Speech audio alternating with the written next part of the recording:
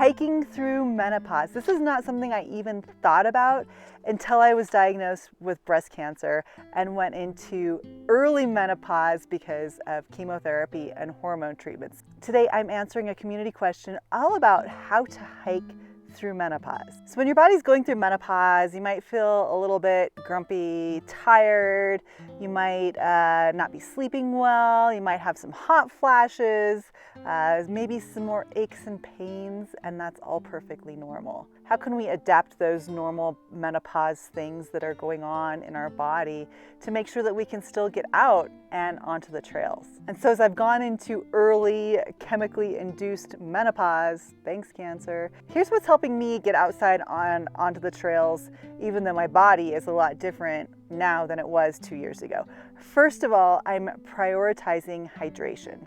And if you're going through menopause, you might be experiencing a lot of night sweats and hot flashes. I am. I find that when I wake up in the morning, I'm actually pretty dehydrated because all night long I'm just sweating buckets. And so making hydration a priority is something that's really important to me now, and not something that I ever really paid a lot of attention to in the past, but now I certainly am paying a lot of attention to hydration and just making sure that I'm well hydrated, especially if it's a day like today when I'm going to be out on a hike. The second thing that I'm doing is trying to get a lot of good weight-bearing exercise in. So things that are going to strengthen my bones and my joints. A lot of times menopause can really affect our bone density, and we don't want to have osteoporosis or other bone and joint issues as we age.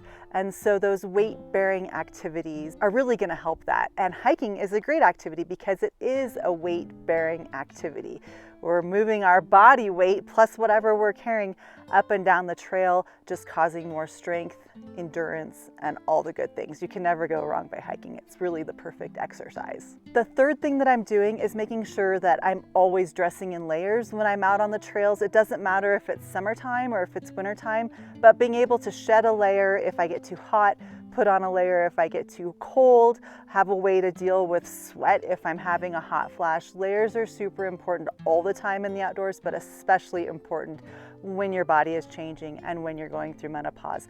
Another thing that I've noticed with menopause, and I don't know if this is menopause or if it's just cancer treatment, but my skin is extremely sensitive to the sun, and making sure that I always have a way to cover up and protect myself from the sun is also really important. I honestly think that hiking through menopause is probably one of the best things that we can do for our bodies. Not only is it great for our physical health, but also our mental and spiritual health.